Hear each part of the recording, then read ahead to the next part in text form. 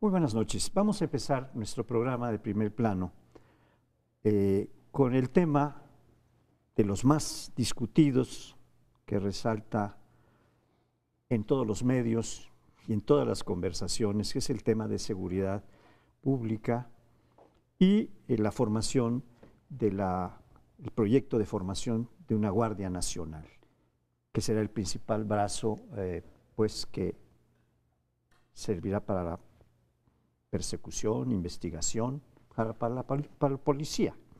Esta Guardia Nacional, según plantean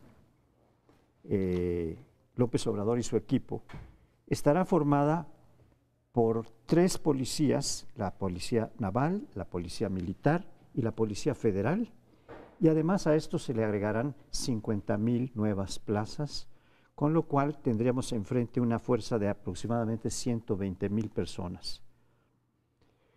Ha habido muchas críticas en relación con que esto es la militarización, y ha habido algunas defensas en el sentido de que no es la militarización, sino la inclusión de la policía militar y naval en una nueva fuerza que tendrá una formación especial en donde se respetarán los derechos humanos, en fin.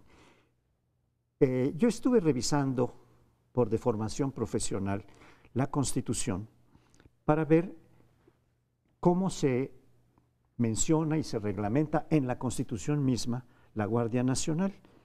La Constitución menciona Guardia Nacional en 7 artículos distintos, lo cual implicaría una reforma magna de la Constitución para poder armar esta guardia. Todas las menciones que se hacen de la Guardia Nacional han quedado allí en menciones constitucionales porque nunca hemos tenido una Guardia Nacional en activo, funcionando, como sí la tienen en Estados Unidos. Hoy leí un artículo que me pareció extraordinariamente bueno y bien hecho, de Samarripa en Reforma, en el cual hace un recuento de lo que ha sido el ejército y la formación de este general que está programado para ser el próximo jefe de la defensa, secretario de la defensa, que es una formación, es un general Crescencio Sandoval, si no recuerdo mal, que es relativamente joven, es decir, no le tocó la Guerra Sucia, no le tocó el 68, no le tocó la Guerra Sucia, le tocó la lucha contra el narcotráfico, contra el crimen organizado. En eso es en lo que está formado, en seguridad. Y parece ser que esto pues, es prometedor en términos de un nuevo general del cual dependerá esta Guardia Nacional, pero pues lo dejo a ustedes para que... A mí me gustaría ponerlo en un doble contexto. Recordaremos todos que la Ley de Seguridad Interior, muy criticada, una ley que elaboraron el presidente y la Cámara de Diputados y de Senadores, que fue aprobada en diciembre de 2017, pero que el presidente Peña Nieto decidió, digamos, no actuar bajo su manto, y que recientemente, el jueves pasado, fue invalidada por la mayoría de los integrantes de la Suprema Corte de Justicia. Sacó más de los 8 votos necesarios, tuvo 9 votos, y entonces quedó invalidada. Invalidada fundamentalmente porque se dice en el proyecto que los legisladores no tenían la facultad para legislar en materia de seguridad interior. Entonces quedó invalidada y claro, la pregunta creo que obvia es, bueno, ¿qué pasa con el nuevo programa o plan de paz y seguridad presentado con López Obrador, en donde viene la Guardia Nacional y pues viene lo que muchos han criticado, que es la militarización, lo que es más la militarización plus, se ha dicho, de lo que ya tenemos ahorita, porque militarización en todo caso, si esa es la palabra adecuada, ya existe. Lo que se está planteando ahora es militarización plus, porque esto dependería de la SEDENA, de la Secretaría de la Defensa Nacional. Pero claro, ¿de qué manera le van a dar la vuelta? Le van a dar la vuelta porque próximamente, la semana que viene, plantearán un cambio en el artículo 72, en donde están las facultades de los legisladores para legislar en diferentes materias, y van a poner expresamente que pueden legislar, porque mi pregunta era, pues, si la Ley de Seguridad Interior era inconstitucional, pues la que viene va a ser igualmente inconstitucional. Entonces está en el contexto de esta parte de invalidar la Ley de Seguridad Nacional y en un segundo contexto que es que todos los discursos de campaña de Andrés Manuel López Obrador hablaban, repetían una y otra vez que él sacaría al ejército de las calles y que era inadmisible que tuviéramos una estrategia centrada en el apoyo de los militares. Entonces, pues yo no he escuchado una voz que se levante dentro de los estudiosos para defender a la Guardia Nacional en particular, pero en general el plan de paz y seguridad, cosas como decretar que no habrá violación a derechos humanos, pues son cosas que no se pueden decretar, ¿no? Pues sí, efectivamente no se pueden decretar. A ver, y yo lo que quisiera, digamos, como ciudadano de este país que observa estos temas desde hace algunos años, es que le quitáramos el tono de politización a un tema delicadísimo, como es la seguridad. O sea, que de entrada quede, si apoyas la Guardia Nacional, eres proclive a la Cuarta Transformación o no, como se politizaron un montón de cosas. Yo creo que a este país le urge una política de Estado en esta materia, y lo que haría en la, digamos, condición más humilde que un analista pueda hacer, es decir, le faltan un montón de cosas. O sea, en primer lugar, parte de un supuesto profundamente ideológico, y es que a partir del 2006 en este país dejó de haber procuración de justicia. Yo, por supuesto, me esfuerzo en imaginar el país antes del 2006, y pues me acuerdo de un país muy parecido al que tenemos ahora en materia de procuración de justicia, pero probablemente los que redactaron el documento traían, digamos, todavía elementos de viejas broncas políticas, o un exsecretario de Seguridad hasta el 2006 dijo, yo voy a defender lo mío. Yo creo que todo eso el presidente lo debería dejar de lado. Ya en 10 días va a asumir el mando y tiene que tomar ese asunto con una enorme voluntad de convocar a todos los factores a una reflexión poderosa sobre qué va a hacer con el país. Y digo, a esa propuesta le sobra ideología y le falta la inserción de México al mundo. O sea, buena parte de lo que le pasa a México le pasa a Honduras, le pasa a Guatemala, le pasa a Brasil, le pasa a Venezuela. O sea, esto no es un asunto hemisférico. Hay un montón de informes que así lo sugieren. Y mientras no tengamos una lectura más amplia del problema que tenemos en el hemisferio, pues podemos estarle echando aquí la culpa a Calderón, a Fox y a Peña. De todas maneras, este gobierno se va a encontrar exactamente con los mismos escollos. Segundo, no hay manera de eludir a los Estados Unidos en la ecuación por las buenas y las malas razones, y está ausente lo que vamos a hacer con ellos. En el sexenio anterior traían esto de que si la ventanilla única, que había que condicionar políticamente el apoyo. Actualmente no tengo ni idea qué va a hacer López Obrador con ese tema, y conste que tenemos a los militares norteamericanos desplegados en la frontera, y subrayo, en 10 días gobierna él. O sea, en 10 días ese va a ser su tema, ya no es un asunto de Peña. No veo otras dos cosas que para mí son centrales. Los críticos de la Ley de Seguridad Interior, que yo tomé muy en serio, decían, es que esa ley plantea que el ejército salga en algún momento, pero no plantea el desarrollo de capacidades policíacas en los estados. Yo pregunto en esta política que presentó, ¿dónde está eso? Y todo el tema de la impunidad, o sea, obviamente vamos a tratar el asunto de la fiscalía, todo el desarrollo de un aparato de procuración de justicia y ver efectivamente la carrera judicial, debería estar a mi juicio ahí. Calderón se desentendió de la Procuraduría con los resultados que hoy tuvimos. López Obrador, a mi juicio, está tomando la posición que tomó Calderón. Hay que reforzar policías y complementa con una política de prevención que espero, aquí termino, que le dé mucho presupuesto. Si no, se va a convertir en literatura. Me centro en lo que para mí es una ley enigmática o cargada de enigmas, y lo fundamento a partir de las reacciones del miércoles a la fecha. He leído todas las columnas, casi, creo, que han salido, y es casi unánime el rechazo. Me llama la atención por diferentes motivos, o la Guardia Nacional, la militarización, esto, aquello, salvo la Coparmex, que en este caso sí está a favor. Y también me llama la atención el silencio de los afectados. Los militares. Así No, es. no, los afectados. Las víctimas. No, los afectados, Alfonso Durazo, él es el responsable. No, pero ya no Ah, más. El afectados en ese responsable, no, sentido. estamos hablando del plan, estoy hablando del plan. Sí, sí, perdón. No de los actores que están en el plan. Y Alfonso Durazo, que es el principal responsable, responsable no ha salido a dar explicaciones. Sí salió. Vamos, a mí no ha repetido tesis, que es muy diferente a fundamentar decisiones. Vamos, no ha habido una fundamentación que permita entender o la Guardia Nacional o las coordinaciones, las 266, ¿por qué 266 y no 300 o 500 o 100, etcétera? Y esto me lleva a dar una explicación. Me sorprendió lo apresurado del documento. Es un documento que más bien es un esquema, un PowerPoint, que un plan trabajado durante un año, no es un bomberazo, no podemos atribuirle apresuramiento a un documento que tienen trabajando durante un año.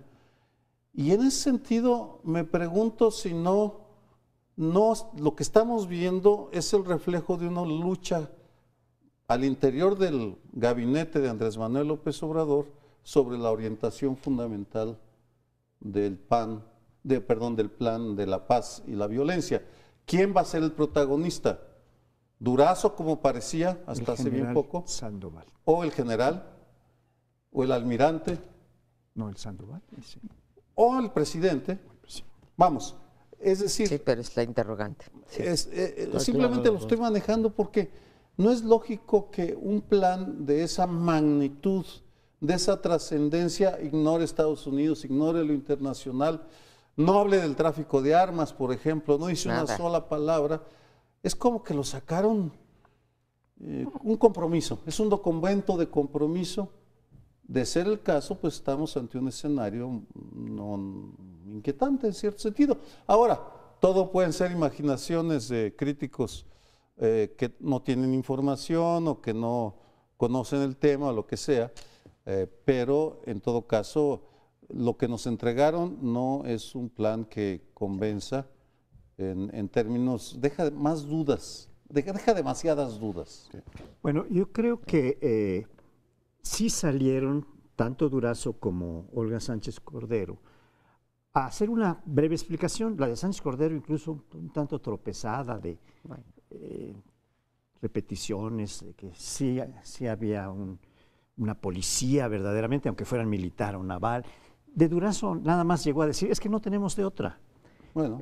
Tienes razón en el sentido de que no hubo una explicación suficientemente amplia de por qué se estaba cambiando un proyecto por otro. Es decir, por qué volver a tomar a las Fuerzas Armadas, básicamente Marina y Ejército, las policías de una y otra entidad, conjugándola con la Policía Federal.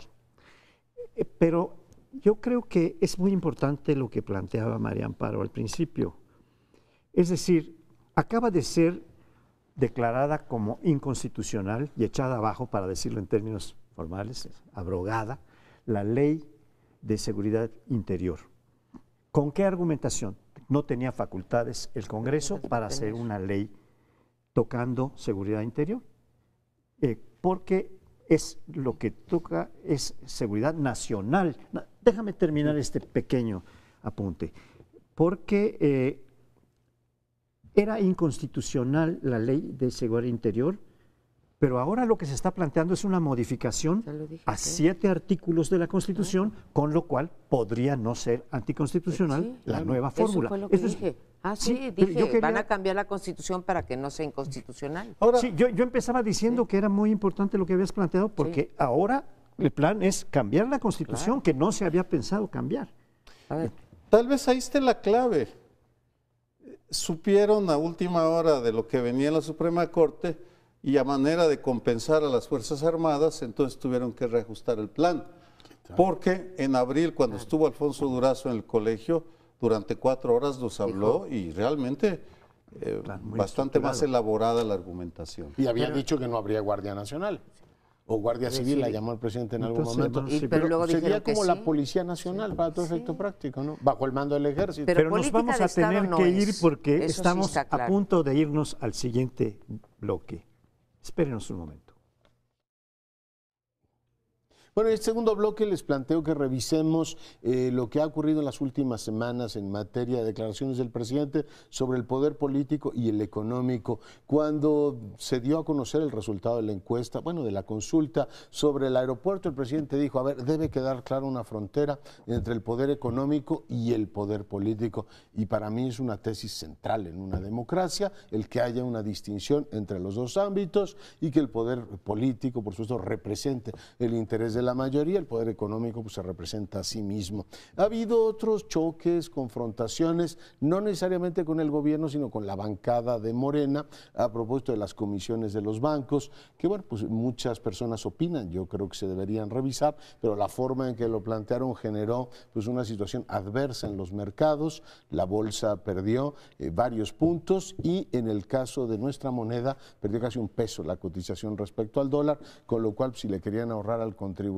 comisiones por la vía de la devaluación y el incremento de las tasas de interés, pues resulta que pagaban mucho más aquellos que tienen hipotecas o algún tipo de créditos. Lo relevante es que después de afirmar esto y tener estas dos batallas, yo recuerdo que aquí en el primer plano opiné que si va a elegir el presidente una batalla para marcar el territorio, el poder político y económico, pues tanto hubiese valido que fuera una reforma fiscal, ¿no? Que el Estado recaudara más de los que más dinero tienen, pero él dijo que no iba a haber absolutamente ninguna reforma fiscal y para que quedara más claro, convocó un consejo asesor en el que están buena parte de los afectados, para sorpresa mía, por su decisión del aeropuerto y por la decisión también de las comisiones en los bancos. Además, uno de los bancos que más perdió en su acción, resulta que es miembro, el dueño es miembro del Consejo Asesor de Andrés Manuel López Obrador, y el Consejo está integrado por los dueños de los medios de comunicación, los principales medios privados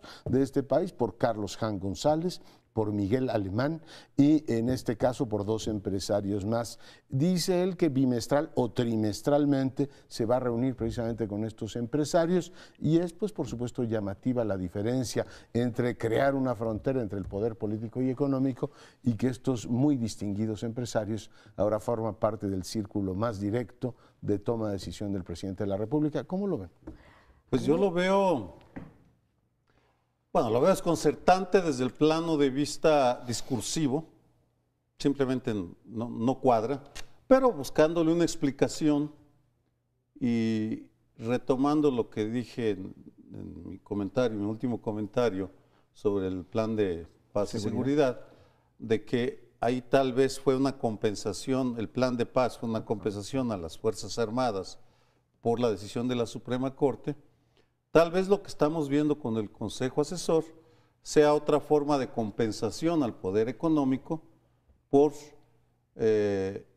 las fintas, las afectaciones directas en el aeropuerto internacional y el anuncio de Monreal de que iban a bajar las comisiones de los bancos, porque Carlos Jan Ron preside un banco del cual cayó 10 puntos en la bolsa de valores.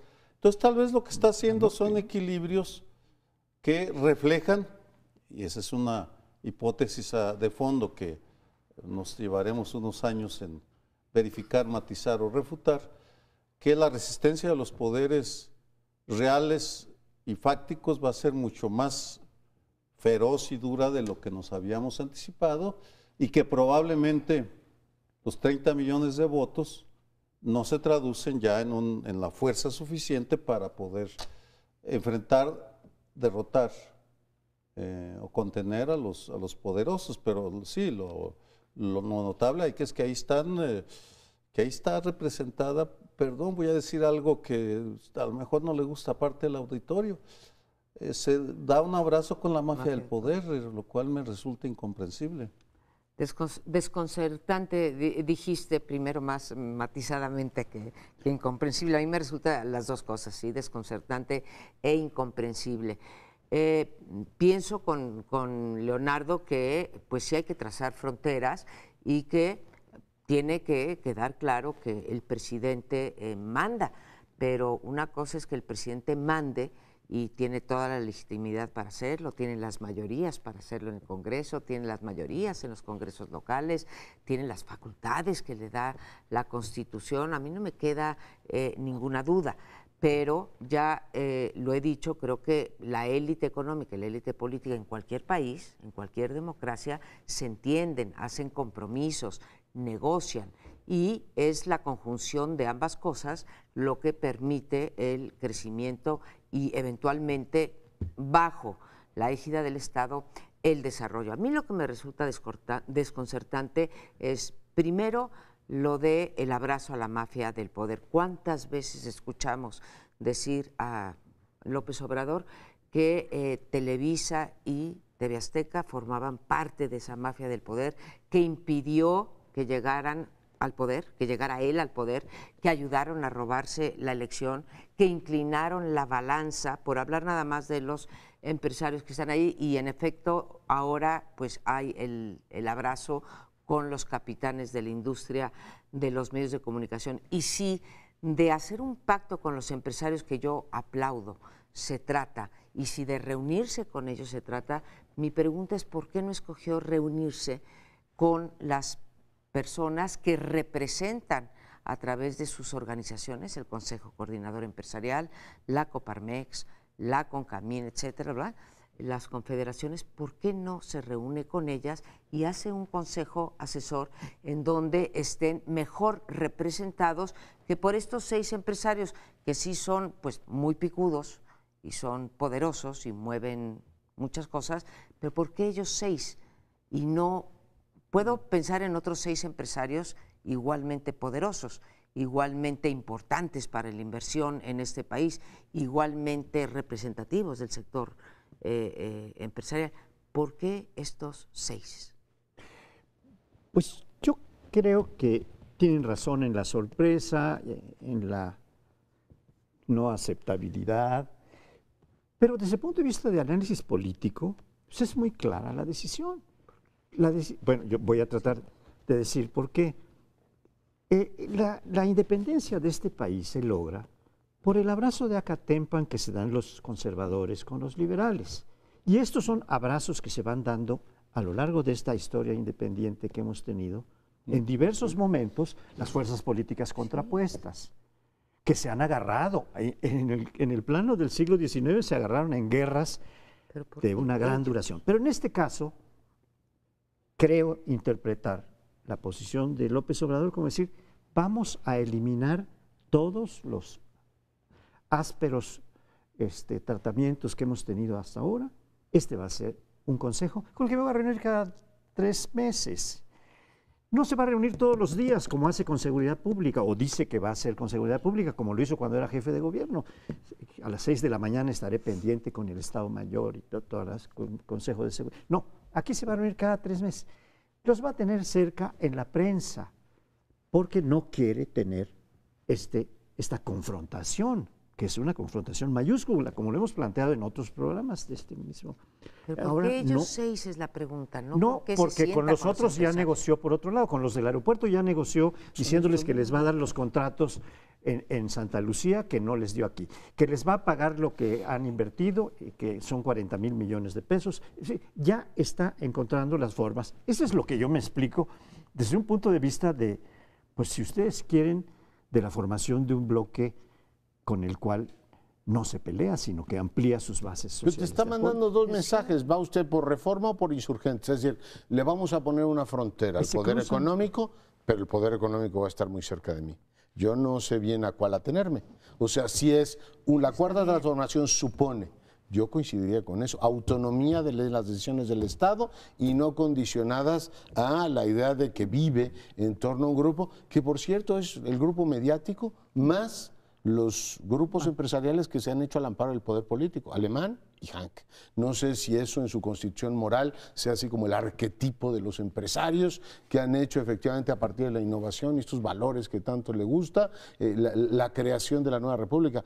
Pero el mensaje es claro, o sea, es un presidente zigzagueante en el mensaje, porque por un lado es distancia, pero por el otro lado cercanía. ¿Por qué fueron ellos? Pues unos de ellos fueron afectados en el aeropuerto y estoy asombrado, y por el tema de las comisiones, que a pesar de todo lleguen efectivamente con el presidente a esta situación. Y no es para mí demasiado complicado. Si le quitáramos el nombre López Obrador y dijéramos que ese consejo lo puso un presidente panista o un presidente priista, dirían, claro, los poderes mediáticos ya lo sitiaron y los poderes establecidos. O sea, hay ciertas cosas que hablan por sí mismas. Y en este caso, esta cercanía, a mi juicio, es un triunfo de la rama del gabinete económico que se vio golpeada con la decisión del aeropuerto. Y cuando dijo, presidente, no está subiendo las tasas de interés, no está subiendo la confianza, y manda usted un mensaje que no se va a pelear, o aquí vamos a arrancar con una devaluación. A mi juicio es lo que ocurrió. Y la verdad es que la comunidad empresarial recibió muy bien esta idea que se va a reunir con los magnates, ¿no? Pues mira, perdón, ¿tú crees? No, adelante y me dejas hacer lo último. Pues me gustaría darle el beneficio de la duda a Andrés Manuel López Obrador, porque recuerdo como si fuera ahora el cerco, la seducción y violación masiva o tumultuaria que hicieron la clase política y empresarial de Vicente Fox en el 2001. Lo observé. Vi cómo lo iban seduciendo y cómo le quitaron las botas y le pusieron las pantuflas para que caminara por los corredores de Los Pinos. Lo observé, notable. Quiero suponer que Andrés Manuel López Obrador, como jefe de gobierno, ya sabe cómo tratar con los Slim, que por cierto, no está. Debería haber estado. Es que están pasando ahí cosas que en la penumbra que ignoramos, desconocemos. Me encantaría enterarme de cuáles son las negociaciones que se están dando, las patadas, los abrazos, los pellizcos. Pero en todo caso, no solo nos queda especular, y usted nos perdona si a veces nos rebasamos, pero estamos utilizando la información que nos da y esa información a veces es contradictoria. Eso no lo podemos corregir. Hay veces que es contradictoria y hay veces que simplemente hay un vacío de información, porque, perdón la necedad, pero quiero insistir que por qué esos. Estuve pensando que si sería por sectores, ¿no? El sector de los medios, el sector bancario, después el sector turístico, porque ahí está Daniel Chávez. Primero de julio, ¿quiénes fueron? Daniel Chávez, y entonces a eso voy. Se me adelanta usted, doctor Curcio. ¿Con quién festejó el 1 de julio? Está claro que el 80% de los que están en el Consejo Asesor, con ellos festejó antes de que se afectaran con el aeropuerto o se afectaran con las comisiones bancarias. Y canceló el aeropuerto y de todas maneras celebraron y los tiene cerca, pues lo cual pues te lleva a una interpretación particular. O sea, si la empresa Interjet celebra que no haya aeropuerto y está en el Consejo, se ve que no le afectó demasiado el futuro del mismo, ¿no? Y varias de las afectadas ahí, por la decisión del aeropuerto, están muy contentos. Con lo cual, pues hay que decirlo, hay cercanía entre ese grupo y el presidente. Es un poco contraintuitivo para muchos, pero así ha ocurrido. Hacemos una pausa, regresamos. Regresamos con otro tema muy importante para México, que es la famosa Fiscalía Independiente. También la pongo en contexto. En el sexenio pasado se hizo todo un movimiento, bueno, no, ¿cuál en el sexenio pasado? En este sexenio todavía, en el sexenio de Peña Nieto. Para todo efecto se hizo todo un movimiento de un conjunto de organizaciones de la sociedad civil, pero de empresarios también, de comentócratas, en fin, de estudiosos, de académicos, sobre la necesidad de tener una fiscalía independiente y una fiscalía autónoma. Se trabajó mucho en ese proyecto, incluso Enrique Peña Nieto se vio impedido o tuvo la sensibilidad, como quiera cada quien decirlo, de nombrar a su fiscal, y se pospuso, se decidió que no se pasaría la ley orgánica porque es un requisito. La ley orgánica es la que regula a la próxima fiscalía porque es un requisito para poder nombrar al fiscal. Bueno, pues también eso lo dejó correr el presidente Peña Nieto. Hasta que no llegue López Obrador no tendremos un fiscal general, pero se aprobó la ley orgánica de la Fiscalía y, para sorpresa de muchos, ha generado pues el mismo rechazo que el Plan Nacional de Seguridad y la Guardia Nacional de Seguridad y Paz. Resulta que pues cada vez tiene menos de autónoma ese proyecto que algunos, ustedes también mucho desde el Instituto de Investigaciones Jurídicas, ¿sí? Algunos imaginamos como finalmente, déjate la autonomía, lo que importa es la independencia, ¿no? En Estados Unidos no es autónomo, pero sí es independiente. Un fiscal independiente. Y ahora resulta que no, que incluso se le quitan cosas pues como las trabas para poder remover al fiscal en caso de que pues incurra pues en falta de ética o pues en la falta de responsabilidad de su trabajo, y el presidente lo va a poder remover a discreción. Cosas como esa y un rechazo generalizado, porque la otra, junto con la violencia o la inseguridad, la otra asignatura pendiente en este país es precisamente la de la impunidad.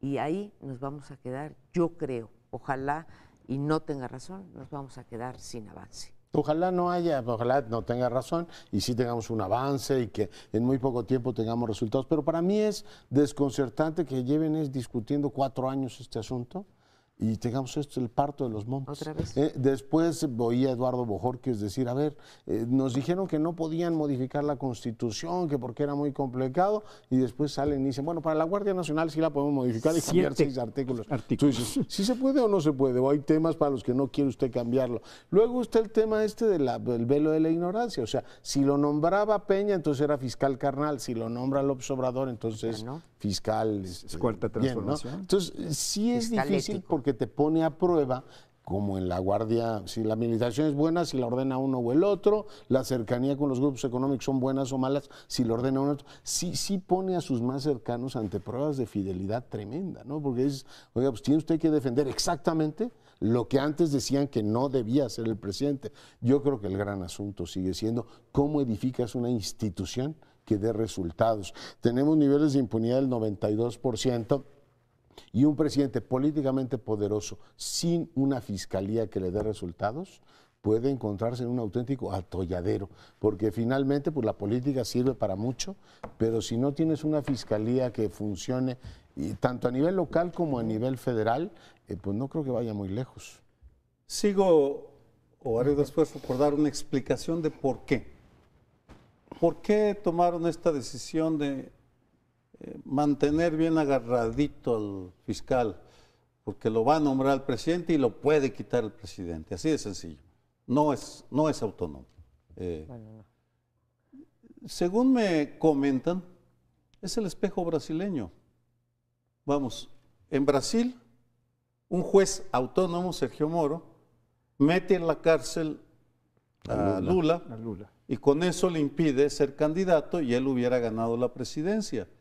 En el momento en el que gana un ultraderechista, Bolsonaro, la presidencia, Moro se incorpora a su gobierno, con lo cual dice, pues resulta que no era tan autónomo, sino que puede uno inferir que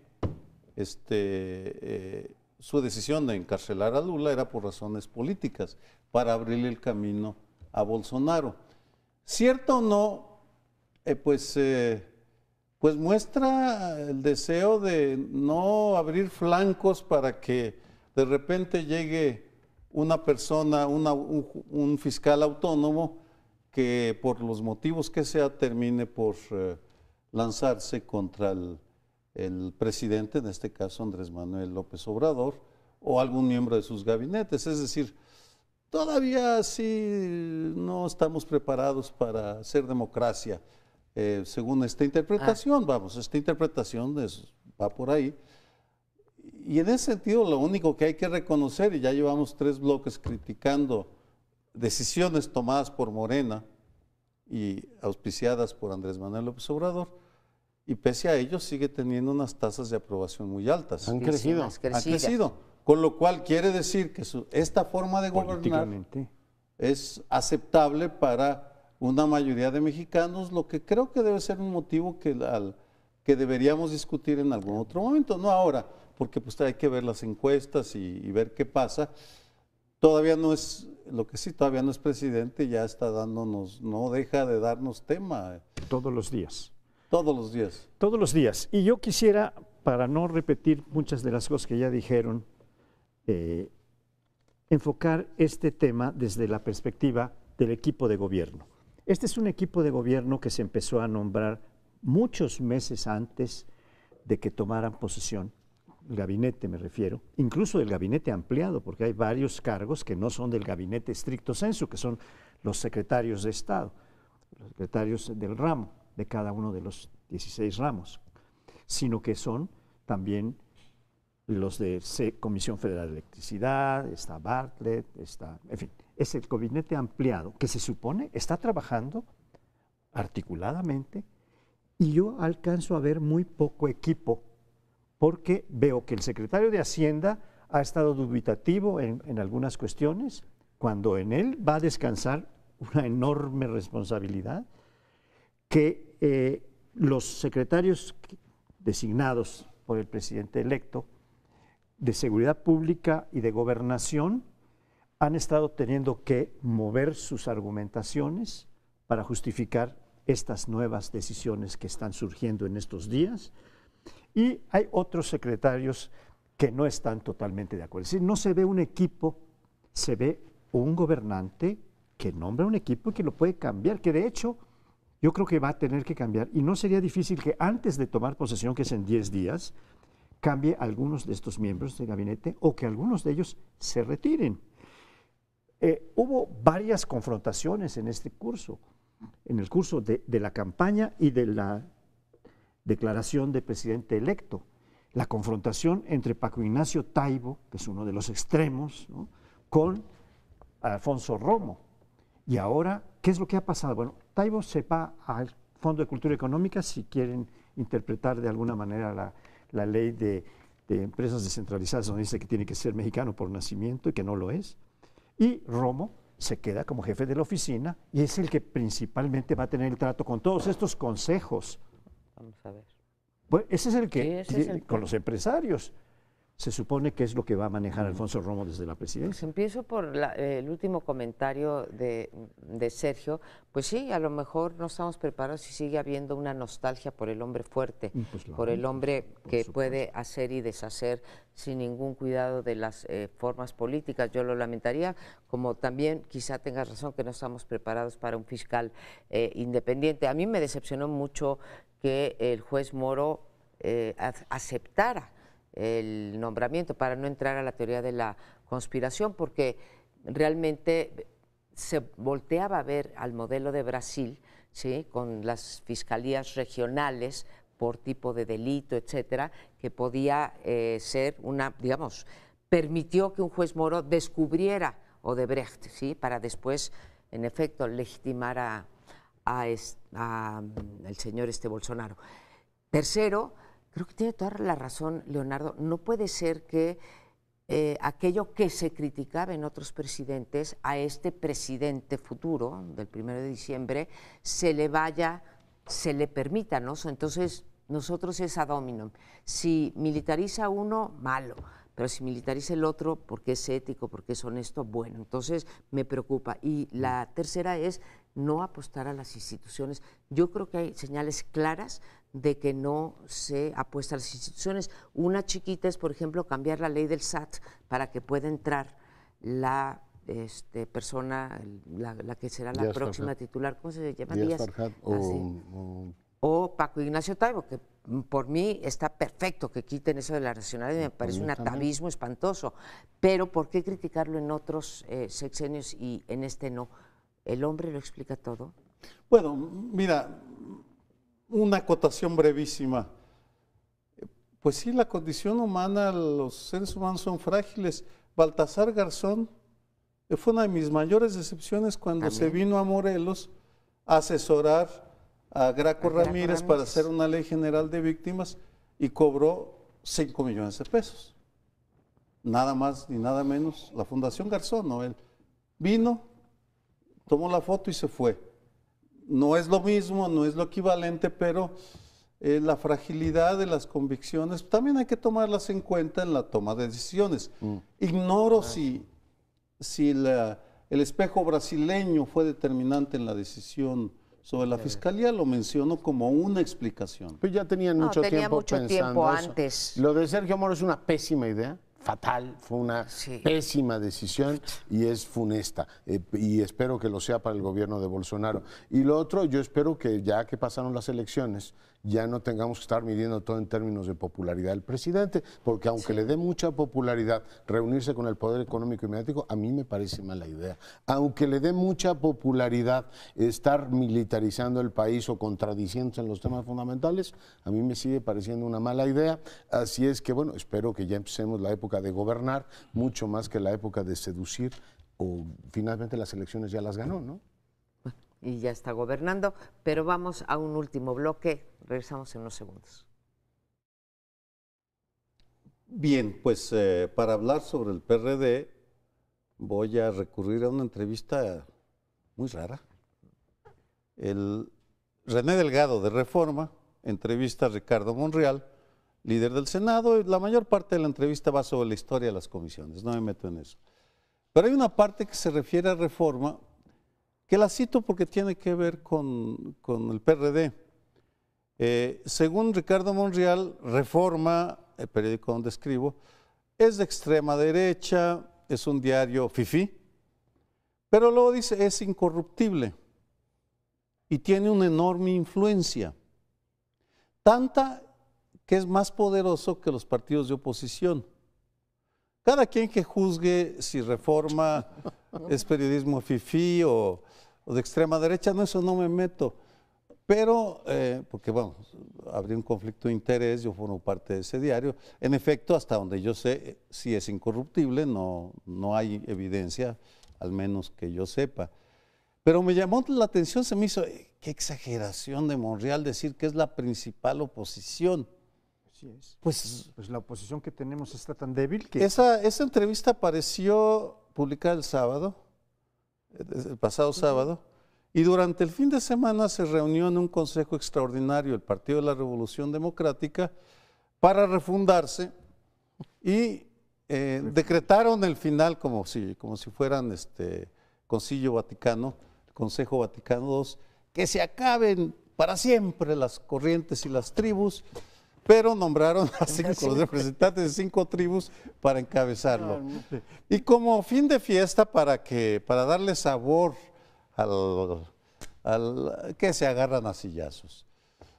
Cuando uno lee este comportamiento de un partido que acaba de ser vapuleado, zarandeado, hecho picadillo por Morena y por sus propios errores, por supuesto, uno dice, pues a lo mejor Ricardo Monreal no está mal, pero de tener razón que Reforma es la principal oposición, pues el país, las instituciones del país andan mal, vamos, no puede ser, es un diario, punto. Aquí opinamos, pero no decidimos. Pero mi querido Sergio, hace mucho tiempo que los partidos de la oposición quedaron totalmente vapuleados. En cambio, Reforma sigue campante, aunque ha tenido que reducir los salarios a la mitad de muchas gentes, etcétera. Pero es la fuerza crítica mayor, según las palabras de Ricardo Monreal. Yo no sé si es la mayor pero sí estoy seguro que es la principal.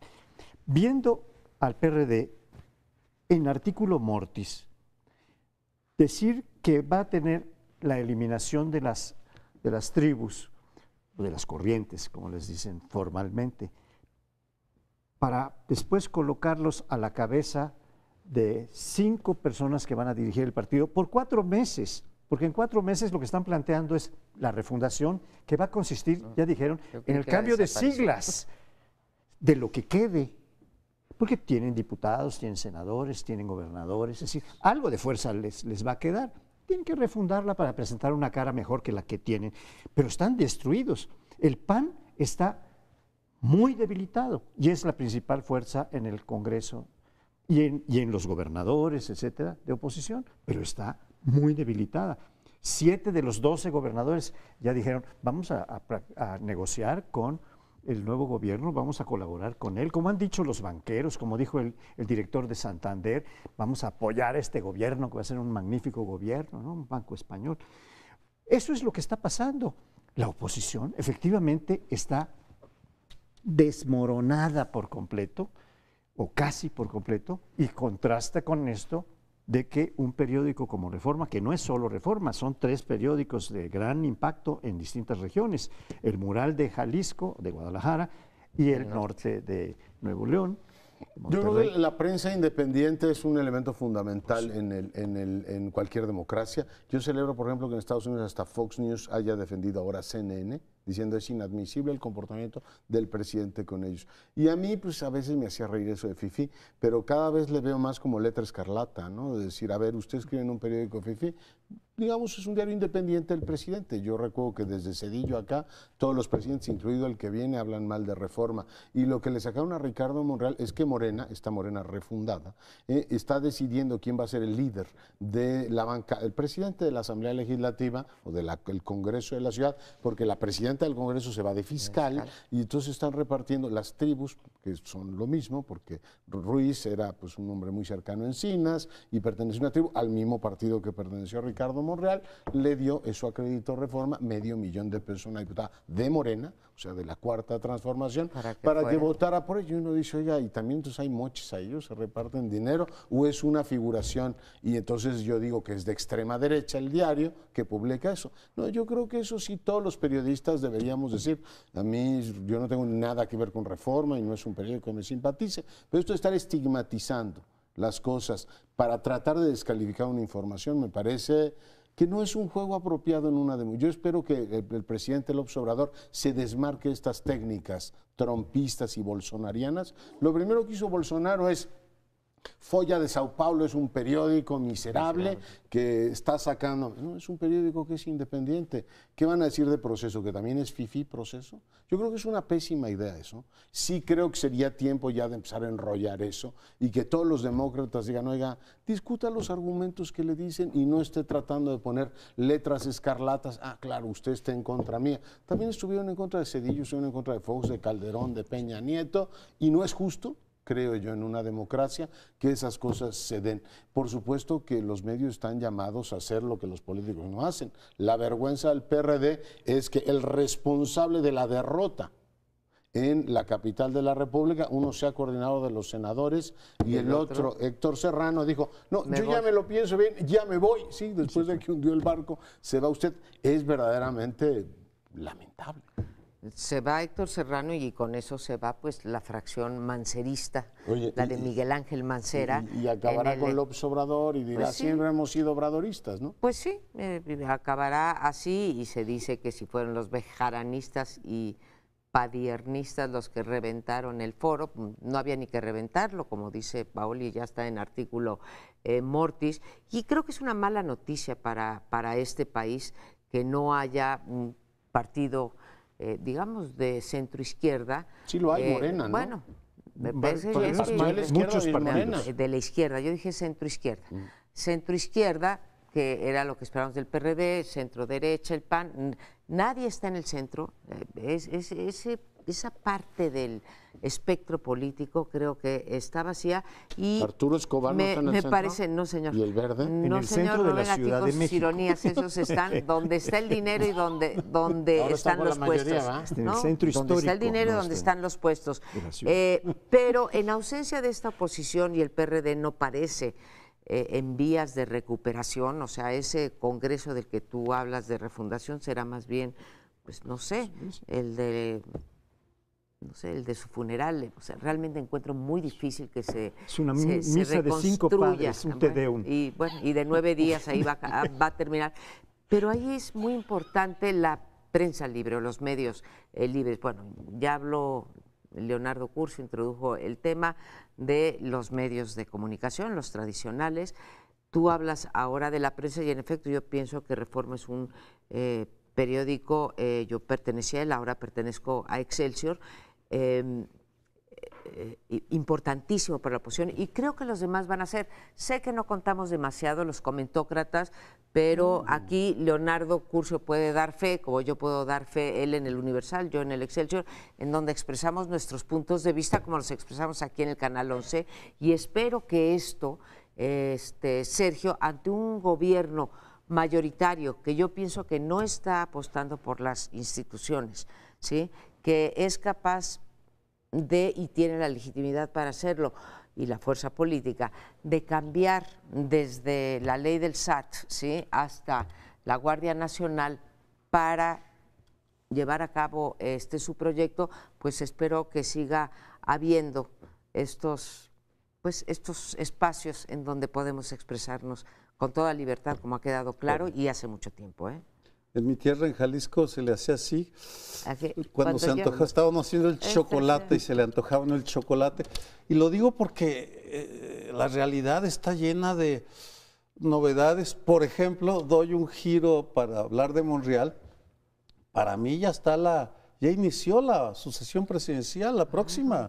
¿Cómo? Sí, yo creo ¿Ya que tienen candidato? Monreal ya está haciendo su campaña, visibilizándose para como campeón. Bueno, Aguayo, ya no voy a ir al chocolate contigo, ¿eh? Ni con piquete ni nada. No, bueno, porque tú no eres, tú creciste en el distrito, en la Ciudad de México. Gracias, por favor. No, creció en el Distrito Federal. Ahora ya está crecido. Chocolate molinillo. Senador que no te hace entrar el cambio de nombre. Chocolate molinillo. Porque a mí, por otro lado, me encanta que haya políticos que hagan campaña pensando en el bienestar de los consumidores. La última es que va a combatir el acoso a que nos someten bancos, funerarias, televisoras que nos quieren imponer contratos. Es una vergüenza lo que hacen, y ahora parece que Monreal nos va a defender. Nos vamos hasta la próxima semana.